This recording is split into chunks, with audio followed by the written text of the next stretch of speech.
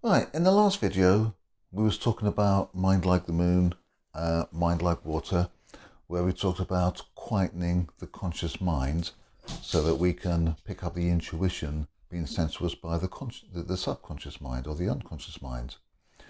Now, the first thing I'd like to talk about is we all have what we call an inner voice. Okay, some people will call this the ego, but a little voice which usually is negative, is self-talk. It's like, oh, I can't do this, or if you're facing somebody, oh, he's too big for me, or he's too powerful, or if I get this wrong, I'll look silly. It might be in any part of our life. It might be at work, like, oh, this job's too hard. I can't do this. What will the boss think? It might be in a relationship. Oh, my partner thinks I'm silly. I embarrass myself in front of the partner. We've always got this little dialogue going on inside your mind. Usually the dialogue is negative. The dialogue is always based on past experience, okay? Your ego, your conscious mind can only deal with what it already knows. And what it already knows is based on what's happened to you before.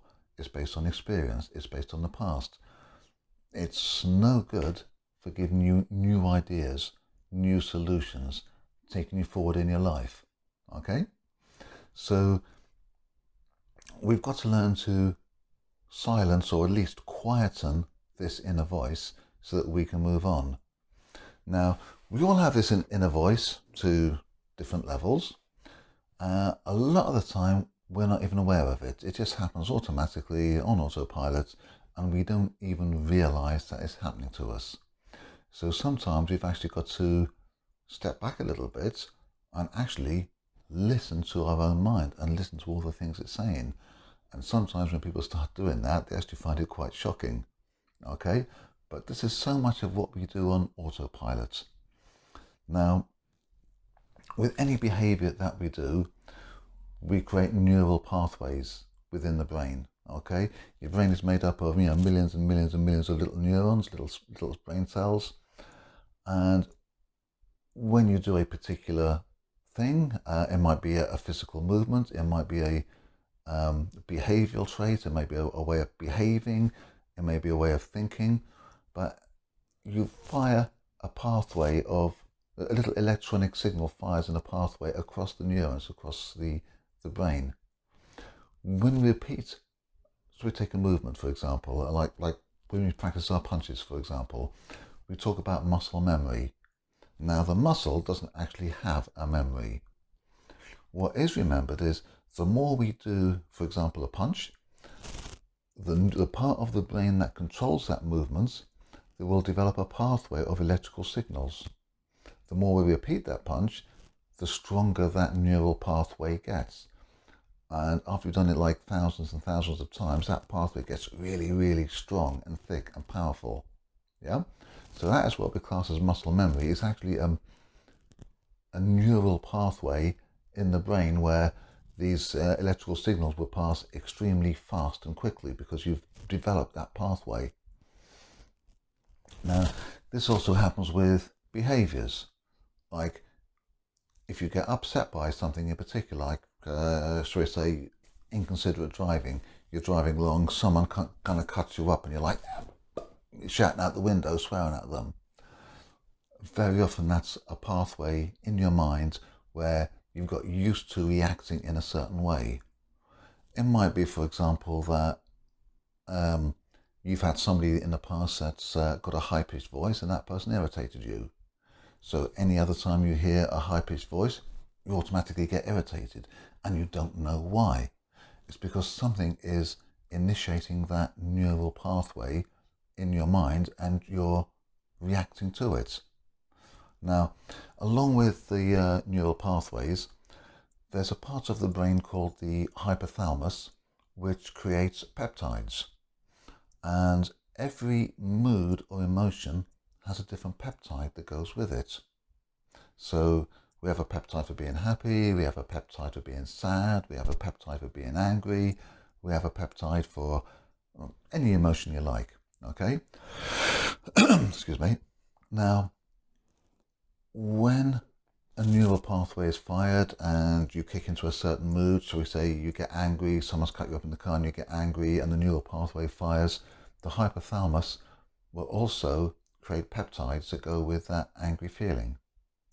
Those peptides are flooded into the bloodstream and they will actually dock into cells around the body. Now, this is why your state of mind is actually affecting your body on a physical level. Okay, now that's quite a powerful thought. Your body, your physical body, is being affected by your thoughts, okay, and your moods.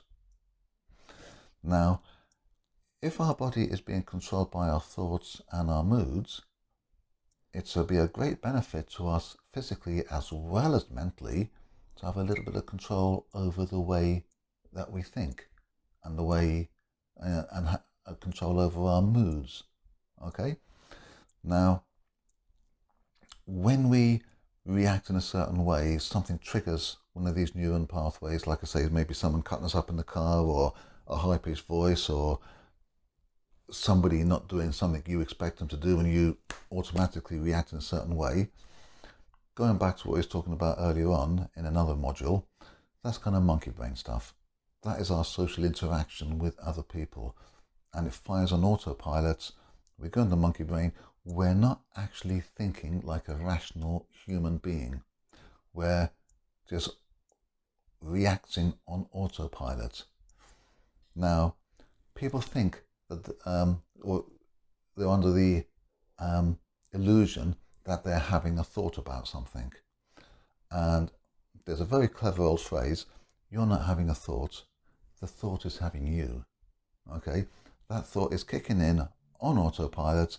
You've fired up a neural pathway, you've released the peptides that go with it, your body is being physically changed. That thought has you. You don't have the thought. That's quite a powerful statement, and it's quite a powerful concept to get your mind around. Okay, so you don't want the thoughts to have you. You want to be able to control the way that you think. You want to control the way that you respond to things. Now, this is powerful on a number of different levels.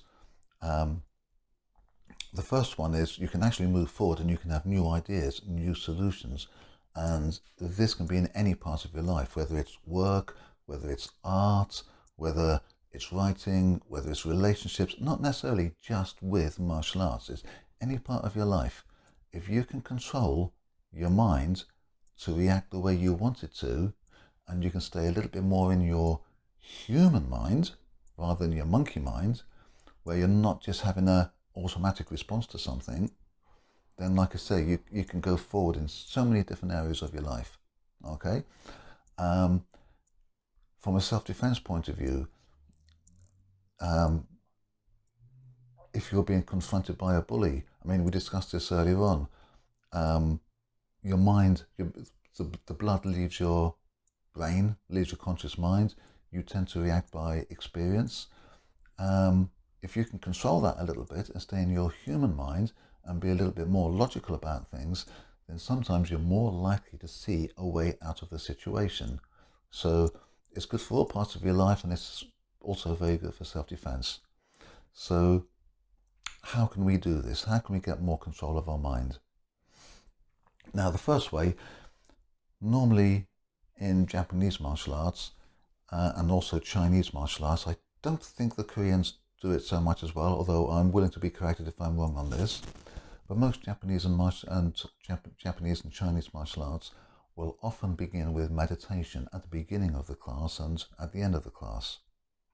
Now, excuse me, very often it's said that you're doing it to clear your mind of the day's activities. Okay, what's been happening, stressful day, clear the mind. And then at the end of the class, when you finish training, okay, you're all excited, you're all worked up, you've done all this physical workouts, calm yourself down again before you go home. Well, that's part of it as well. But while you're doing the meditation, you're also learning to control your mind. Part of meditation is about looking inwards, looking into yourself, okay? Feeling inside your body, looking inside your mind, see how you're thinking and what your thought processes is. It's about looking inside. So that is part of our training that's built in already with the meditation side of it, beginning and end. Very often, kata, or as some styles call it, forms, patterns, or even your basics as well, but especially your kata, is referred to as moving meditation.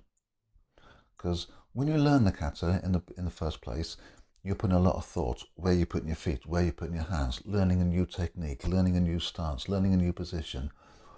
When you've learned the kata, and you can do it without thinking about it, you take the mental side out of it, then again, it's a good way of quietening your mind. For those few minutes while you're doing the kata, you're shutting out all external thoughts, all external influences, and you should be kind of going inside your mind, inside your own body, to feel that your stance is in the right place, your hand is in the right place, your leg is in the right place, whatever. Okay, it's about going inside of yourself, feeling inside that all your techniques are right. And as you get more advanced, you feel it. When you move with a smoothness, a crispness, you get a nice snap on the end of the technique. And you just know it feels right. Again, it's about getting that feeling inside, about connecting to the subconscious, rather than intellectually thinking, I've got to move this way, I've got to twist my wrist at the end, I've got to have my foot in that position.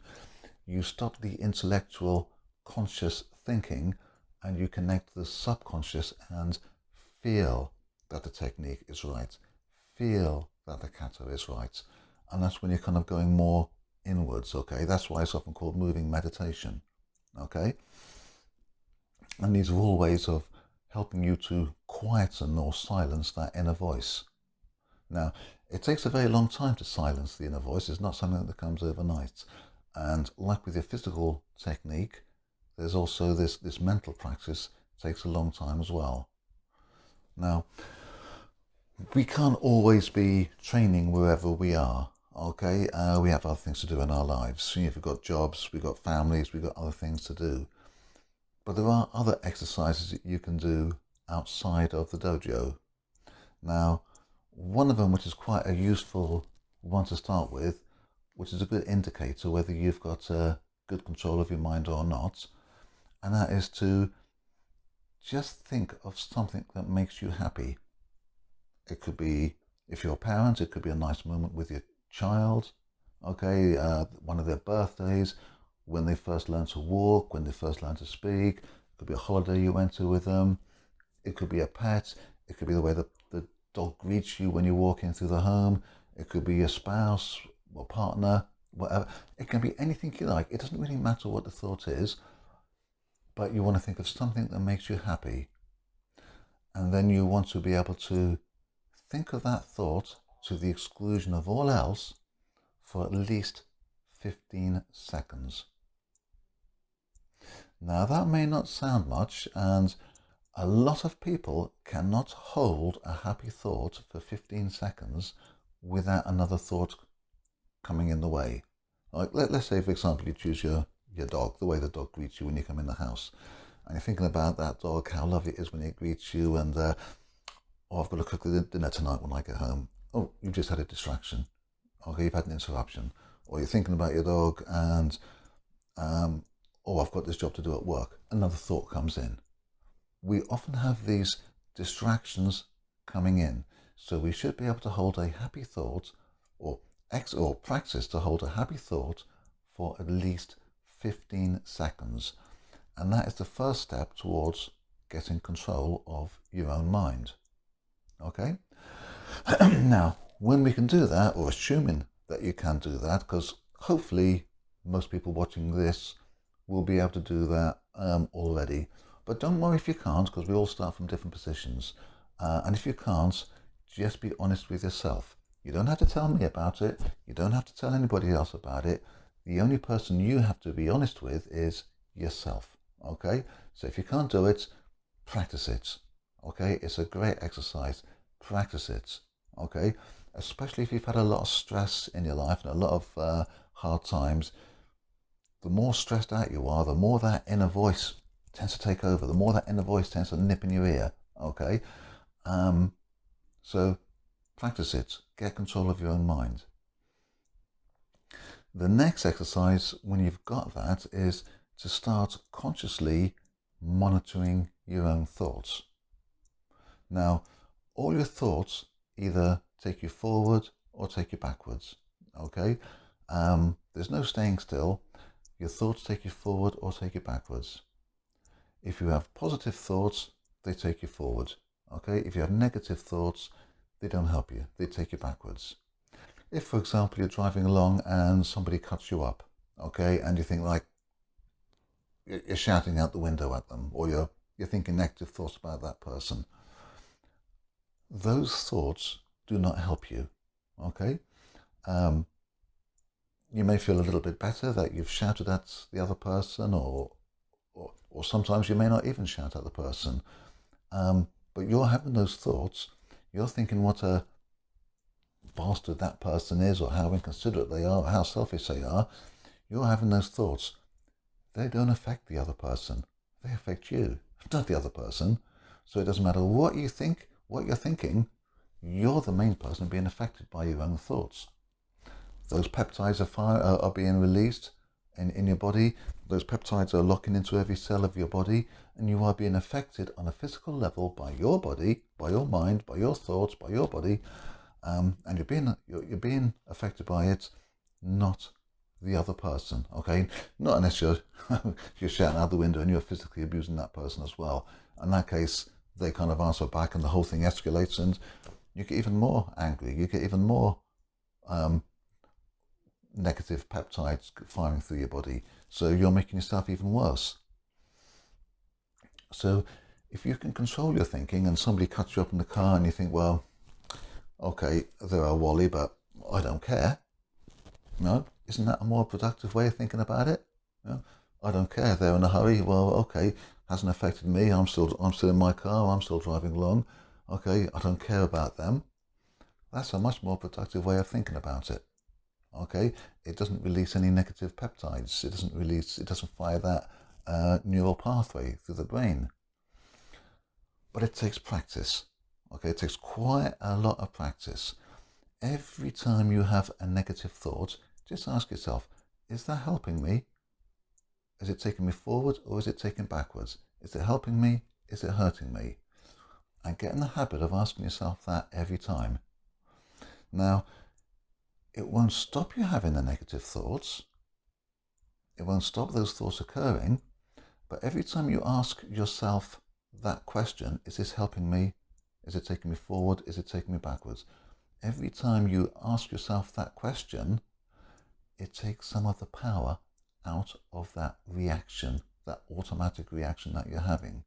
Yeah? Okay? And so after a while, you build up this neural pathway of asking yourself that question. And every time you ask that question, you are weakening the pathway of that automated response. You are lessening the peptides that are being thrown into your body as a response to the emotional response that you have. So it's not about shutting out the thoughts like that. You're not just going to go and shut the thoughts out and stop that reaction, the reaction that you've been having for maybe years and years and years. You're not going to shut it out just by having an alternative thought, but you start weakening the thought. You start weakening that automated response, and you start to take more control over your own reaction. Yeah? Now, this can be particularly useful in a confrontational reaction, because some people get into fights because they don't know how to deal with the reaction to somebody's aggression. Somebody kind of like gets aggressive to them, and who are you looking at? And they go, looking at you. What are you going to do about it? Why should I let him talk to me like that? Well, when you take that reaction, why should I let him talk to me like that? That's a neural pathway firing. That's an automated response. Okay, you're not actually thinking about it. If somebody kind of like, who are you looking at? Well, oh, sorry, mate, I thought it was someone else. I don't need to get involved in a fight with that guy. I don't need to get angry. If I get angry, I'm just affecting myself in a negative way. Why not affect myself in a more positive way? Why not take myself out of that situation where I might get myself into a fight? If I get into a fight, one, I may get hurt, or two, I might win and I might get in trouble with the law. Why not take myself out of that fight and teach myself to react in a different way? And one of the most powerful ways is by starting to monitor your own thoughts and just ask that simple question: is this thought helping me or is it hurting me? Is it taking me forward? Is it taking me back? Yeah? And make it a habit to think that way. Now, the other thing is you've got to learn to monitor your thoughts without judgment. Because if you have a negative thought and you think like, oh, damn it, I shouldn't be thinking this way. Well, again, now you're creating another neural pathway with another set of negative thoughts. So don't judge yourself that you've had a bad thought. Don't judge yourself that you're thinking negatively. Just observe it. Oh, look, I've had another negative thought again. When you're meditating, you want to remove thoughts. You want to kind of like quieten your mind as much as you can. If you're meditating and a thought comes in like, oh, I wonder what I'm having for dinner tonight, or whatever, then rather than kind of like, oh my God, I can't silence my mind, I can't quieten the mind, and build another negative neural pathway, just think, oh look, I've had a thought come in. Okay, thank you, thought. Bye bye. Observe the thought. Just don't judge it. Don't respond to it. Just like, oh yeah, I've had a thought about what I'm having for dinner tonight. Okay, thank you. Next, I'll go back to being quiet again. Okay? And that's the way we've got to do it. You've got to observe your thoughts without judgment. Whether the thoughts are during the meditation, or whether your thoughts are you're in your car and somebody just cut you up, whether somebody's kind of said something to you at work which you didn't like, whether your partner said something to you that you didn't like, or they've done something that you didn't like, or something's happened that you consider inconsiderate. Monitor your thoughts, okay? And then choose how you're going to react. Decide for yourself. Go into your human, or stay in your human mind and decide how you're going to react to this situation, rather than letting your monkey mind react for you, rather than letting the thought have you. Ask yourself that question. Now, this comes into another very philosophical subject. While you're observing your thoughts, now, if you're observing your thoughts, which is the core part of your identity, your psyche, the innermost part of your being? Is the innermost part of your being the part that is having those thoughts, that is thinking those things? Or is the innermost part of your being the part that's observing those thoughts? Okay, so you've got two parts of your mind working here.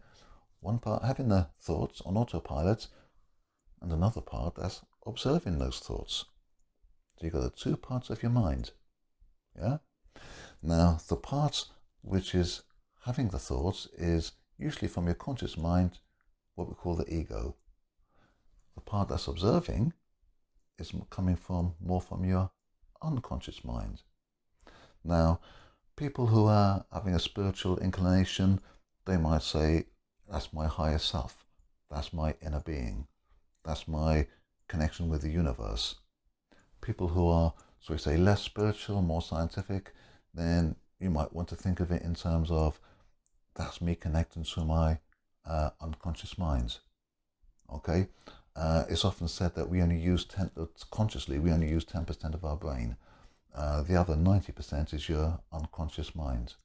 Now, it doesn't matter which paradigm you use. It doesn't matter if you take the spiritual side, where I'm connecting to my higher self, or more subconscious self, so a more scientific paradigm that I'm connecting with my unconscious mind.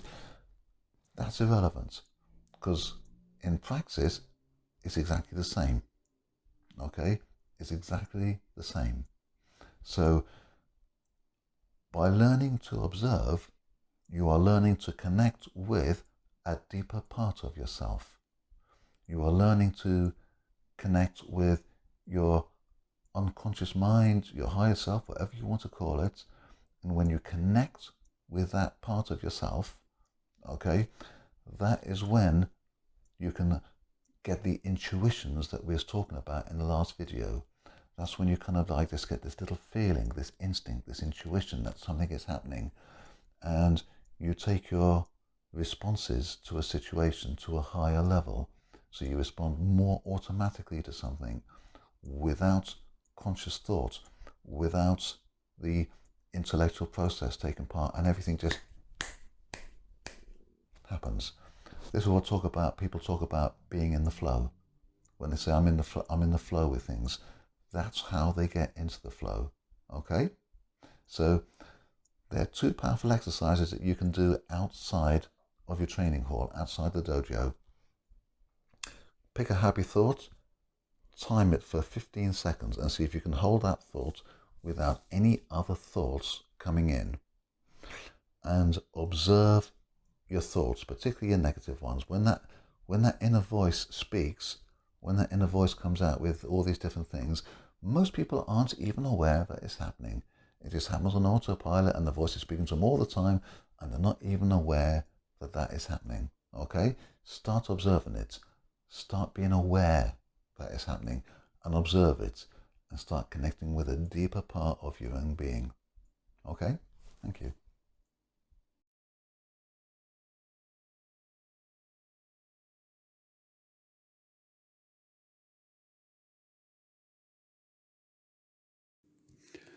If you enjoyed this video and found it useful, please leave us a like and a comment below. It all helps with the YouTube algorithm and helps our ratings on YouTube. So thank you.